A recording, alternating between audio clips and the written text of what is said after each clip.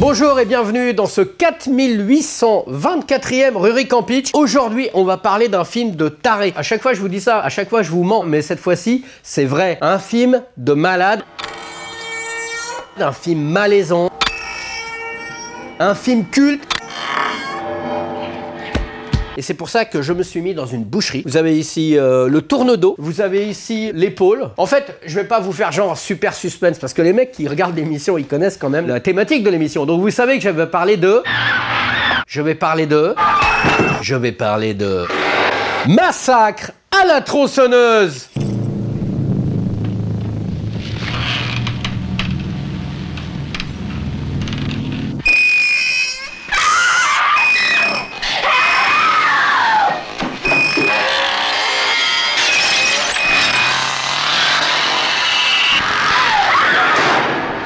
Massacre à la tronçonneuse, massacre à la tronçonneuse. Alors, je vais pas faire un historique de malade, parce que je suis pas le plus grand spécialiste au monde de massacre à la tronçonneuse. Puis l'émission, elle fait quand même 48 secondes. Qu'est-ce que tu veux parler d'un film qui est l'un des films les plus influents de l'histoire du cinéma en 48 secondes? Il en reste 4. Donc qu'est-ce que je vais dire vite fait? Je vais dire que Massacre à la tronçonneuse, c'est une espèce de coup de poker inespéré, c'est un truc, c'est un mastodonte, tu vois, c'est comme dans 2001, l'Odyssée de l'espace, quand il y a le monolithe qui tombe, puis t'as tous les singes c'est les fanboys, ils font ils sont tarés quoi les mecs, ils voient Massacre à la tronçonneuse. Pourquoi je vous dis que c'est fou? Parce que Massacre à la tronçonneuse, c'est comme Evil Dead, c'est comme Halloween, c'est des films comme ça qui sont venus de nulle part, qui coûtaient 10 balles et qui ont tout révolutionné. J'ai envie de m'arracher les yeux.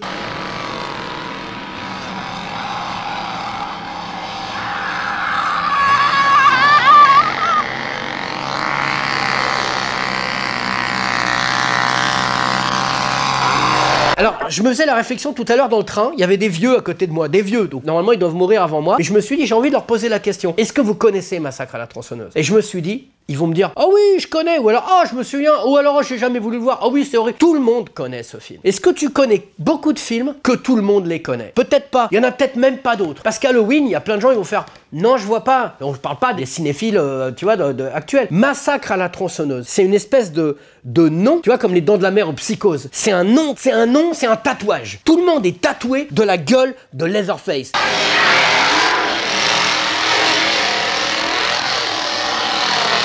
Le réalisateur, c'est Tobe Hooper. Je vais pas vous l'apprendre, vous le savez. Il y a 40 milliards de suites. Je vais vous parler du film après. Là, je vais vous faire un petit peu le truc pas marrant, la bio. Parce qu'il est mort. Faut faire une nécro. Tobe Hooper était un mec vraiment gentil. Ah, j'ai eu le plaisir de côtoyer Tobe Hooper, ici même et ailleurs d'ailleurs. Un mec très discret, un mec qui a vécu une carrière assez incroyable, puisque pour son deuxième film, après Eggshells, il fait ce truc, Texas Chainsaw Massacre, et là, c'est un putain d'impact. C'est à la fois un cadeau et une malédiction. Parce que comment tu fais après? C'est comme Orson Welles. Orson Welles qui fait Citizen Kane. Ah, il est pas mal ton premier film, Orson. Qu'est-ce que tu vas nous faire après? Mais c'est l'enfer. Et Tobe Hooper, il n'a jamais retrouvé l'incroyable aura, l'incroyable impact. Et d'ailleurs, c'est déjà incroyable d'avoir une fois dans sa carrière un impact comme ça, quand même. Hein. Et Tobe Hooper, il n'a jamais retrouvé ça. Et je pense que toute sa vie, comme Romero avec La Nuit des Morts Vivants, encore quand même un classique aussi, toute sa vie, on lui a dit « Ah ouais, c'est bien ton nouveau film !»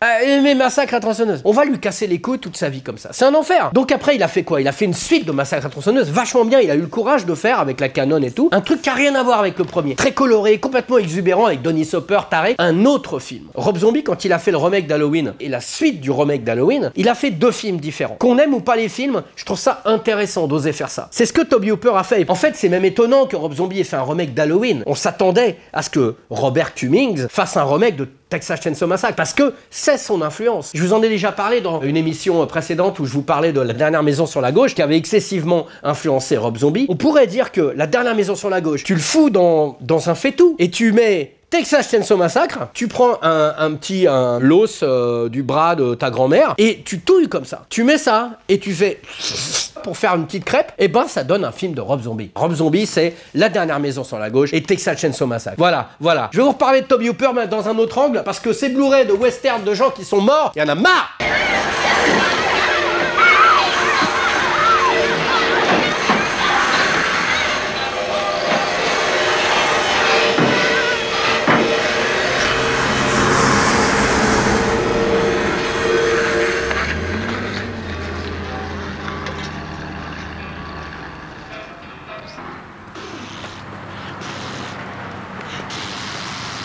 Alors, vite fait, pour terminer sur Tobe Hooper, on peut encore faire 3 ans sur Tobe Hooper parce que c'était un mec incroyable. Il a quand même fait d'autres films formidables. Il a fait Life Force, formidable plus ou moins. C'est une espèce de film de science-fiction vraiment bizarre, vachement beau, mais un peu chiant, un peu biscornu. Il a fait beaucoup de films biscornus. Moi, je trouve que ce mec-là, Tobe Hooper, il avait un côté Fulci. D'abord, il aimait les femmes. Il y avait souvent des rôles intéressants pour les femmes. Et aussi parce qu'il aimait le sale. Il aimait quelque chose de dur, de poussiéreux. C'était pas un mec qui faisait des films faciles. C'est pour ça que c'est marrant quand t'as Spielberg qui vient le chercher pour réaliser Poltergeist. Spielberg, c'est quand même, à part les Dents de la Mer et 2-3 scènes de Indiana Jones, le gars, tu peux l'inviter à toutes les familles de France, il va jamais choquer. Il est quand même hyper poli. Et Tobe Hooper, il a ce côté crade, quoi, jusqu'à la fin, où il a fait des DTV, il a fait des petits films. Night Terrors, un film sur le marquis de Sade. Il a fait The Mangler, moi, que j'aime bien, c'est une adaptation de Stephen King avec une espèce de blanchisseuse qui tue les gens, voilà, et Robert Englund maquillé et qui boite. Moi, si tu aimes ce concept, tu peux aller voir The Mangler. Et c'est marrant parce que dans la vie, Tobe Hooper, je vous l'ai dit, il était très doux, il était très gentil. Quand tu parlais avec lui, il était très délicat, il prenait pas la parole, genre moi je suis Toby, salut les gars. Il a jamais été comme ça. Et c'est marrant parce que je lui avais dit Life Force, comment c'était ton film? Et il m'a dit oh là là, bah écoute, avoir Mathilde Amet toute nue toute la journée sur le plateau. Et effectivement, Mathilde Amet, elle joue un espèce de personnage désincarné un peu alienesque. Elle est extrêmement belle, à un point que c'en est surprenant. Donc je trouve que le casting est bien parce qu'elle a ce côté froid. Enfin bref, on va pas parler de ce film, mais je peux vous parler d'un autre film, c'est Les Mémoires d'une pute, Texas Chainsaw Massacre. C'est un film qui est vraiment intéressant. Déjà, il n'y a pas de thème musical. On est déjà dans la poussière, on est déjà dans la chair, dans le corps, on met les mains dans la boue. L'espèce de plage sonore qui ouvre le film, c'est une espèce de son comme ça qui fait... Une espèce de son de rouille, on est dans la rouille, on est dans la campagne américaine, on est dans quelque chose d'incroyable. Et Tobe Hooper, c'est lui qui a bossé sur le sound design du film. C'est vraiment un mec qui a pensé ce truc-là. C'est pas juste un gars, il filme, il demande à un type de faire 3 coups de violon. Il a pensé son truc en images et en son. Ça, on peut le rapprocher quelque part de John Carpenter qui lui fait la musique, bien sûr. Mais là, on est vraiment dans le mec qui est dans la chair, quoi. La chair sonore, la chair visuelle.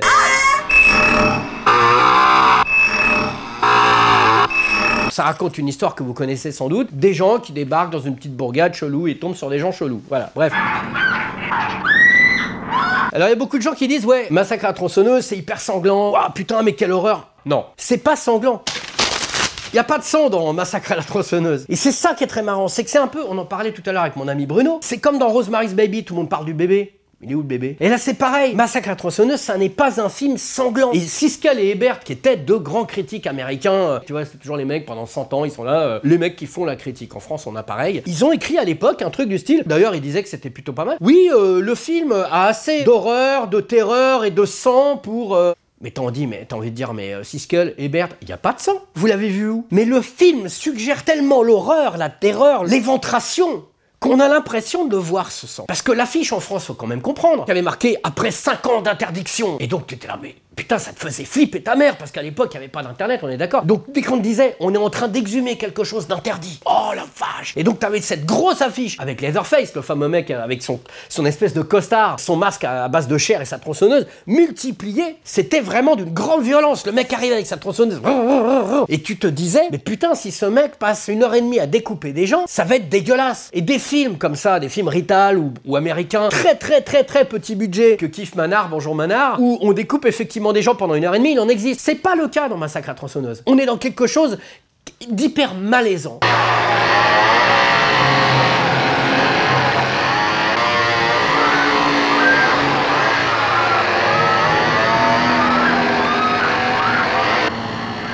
Un truc qui est très marrant aussi, déjà beaucoup de gens disent qui est Olivia Del Rio, elle m'a beaucoup appris. Alors ce qui est marrant, c'est que cette séquence-là, on vient de la refaire parce que Domiti, qui est derrière la caméra, a perdu le point. C'est marrant, alors moi j'ai entendu que dans certaines projections un peu bis... J'ai une perte de point au moment où tu étais vraiment avec le... Ah oui, d'accord. Dommage. Et alors, elle a perdu le point, mais je l'ai retrouvé, regardez.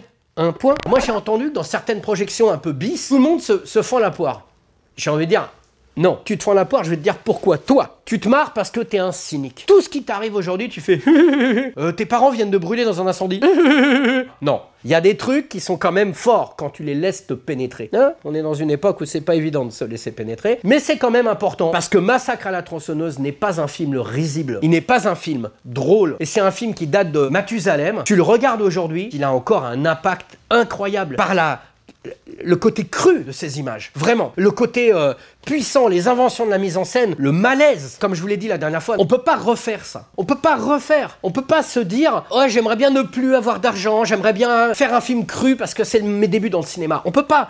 Tobe Hooper, quand il était sur le tournage, c'était l'apocalypse. Les gens pétaient les plombs. Les gens en avaient marre. Il y avait de la viande avariée qui pourrissait au soleil. Tout le monde était dans un état de tension. Gunnar Hansen, qui jouait le Leatherface, le mec dégueulasse qu'on connaît tous avec sa grande perruque et sa tronçonneuse, il était chiant. D'ailleurs, il a une très mauvaise réputation. Il est mort, on peut le dire maintenant, il va pas nous faire chier.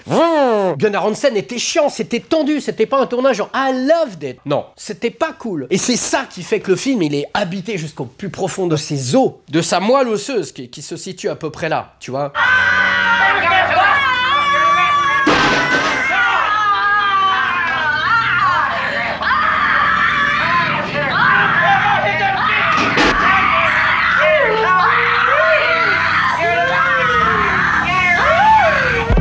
Il y a quelque chose d'inattendu, de cru, de méchant dans le film de Toby et ça marche incroyablement. Moi, ma séquence préférée, un mec tombe dans cette fameuse maison de famille chelou.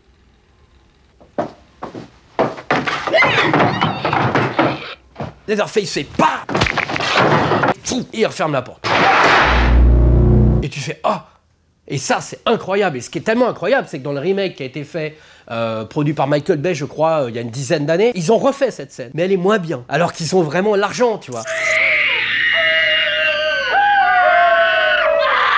Il y a une petite anecdote aussi qui me revient, j'y étais sur le tournage bien sûr, j'avais déjà 47 ans à l'époque, c'est qu'il y a une séquence comme ça où la meuf, elle est forcée d'être à table avec cette famille de tarés. Et il y a quand même le patriarche de la famille, c'est un vieux mec, on sait pas comment il est encore vivant, il est presque sous l'état de zombie, il bouge pas, il est presque mort. Il y a un moment où la meuf devait faire semblant de se couper le doigt ou je sais pas quoi, et la scène c'était que Gunnar Hansen prenait son doigt et faisait sucer le faux sang au vieux patriarche pour le nourrir. Et ça marchait pas ce putain de couteau, ça marchait pas ce putain d'effet spécial. Et Gunnar Hansen, il en a eu tellement marre qu'il a pris un moment le couteau, il a vraiment coupé le doigt de la meuf. Il a pris le doigt, il l'a mis dans la bouche de l'acteur qui ne savait pas non plus qu'il suçait le vrai sang de la meuf. Donc le truc complètement taré. Ça vous montre un petit peu l'état de tension sur ce film. Mais ça valait le coup de se taper sur la gueule pour faire un film pareil.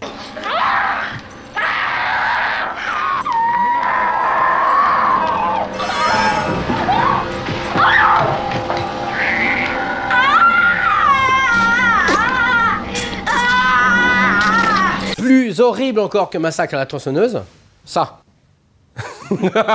Ça, mon pote, même Tobe Hooper, il aurait pas osé. Tout à l'heure, on en parlait avec Bruno. Il y a des films comme ça qui passent mal l'épreuve du temps. Il y a des films que, tu vois, des vieux cinéphiles disent « Oh, mais c'est génial, c'est indémodable, c'est indétrônable, comment tu peux dire ça ?» Mais quand tu les regardes avec le recul, non. On avait fait ça il y a longtemps, on avait fait un test avec quelqu'un de 20 ans, on avait regardé Suspiria. Et c'est intéressant de voir que le mec, quand il voit le rouge des giallo, des gialli complètement exagérés, quand il voit les plans exubérants d'Argento, qui sont formidables, qui sont incroyables, mais on peut comprendre que ça passe mal les époques, et quand tu l'as pas vécu à l'époque, tu comprends pas en fait comment ça peut être aussi culte. Ça peut se comprendre. Il y a des films comme ça qui ont du mal à passer l'épreuve du temps. Quand tu les découvres aujourd'hui, avec tes codes d'aujourd'hui, t'as du mal, ok? Massacre à la tronçonneuse, je trouve que c'est une exception. C'est tellement hors du temps, c'est tellement pas ancré dans une époque, si tu veux. Si tu fais abstraction du style vestimentaire des acteurs, qu'est-ce qui vraiment te rattache ce film à cette époque? C'est certainement pas la musique, je vous l'ai dit. On est dans une espèce de travail sonore bizarre. C'est certainement pas le rapport à la technologie. Tu vois, il n'y a pas un téléphone de machin. La campagne américaine profonde, on peut imaginer qu'elle est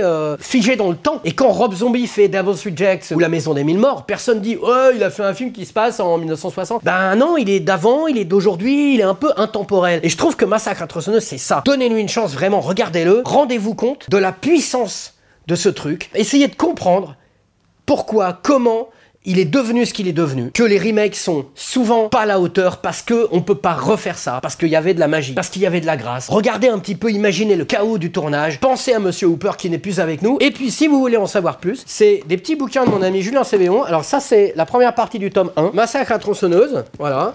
Je l'ai lu 2 fois, c'est vachement bien. Par exemple, il y a écrit un moment, Massacre à la tronçonneuse est l'archétype du film cible pour la censure. Tu vois un peu, une phrase comme ça te donne pas envie d'acheter les bouquins de Julien? Ça vaut 48 000 €, mais tu peux payer en plusieurs fois. Bref, je vais vous poser une petite question, on va conclure, hein, parce qu'il faut conclure un moment. Je prends encore un bouquin de Julien, le tome 19 de Massacre à la tronçonneuse, et là, vous allez m'inventer la fin de la phrase. Ok? Vous allez inventer. Mais attention, faut que ça soit crade, hein, faut que ça soit moche. Comme si c'était Tobe Hooper qui la disait. Ce qui est vraiment important, c'est de savoir dans quelle mesure une caméra lit l'obscurité et la lumière, et à quel point ces deux points peuvent être...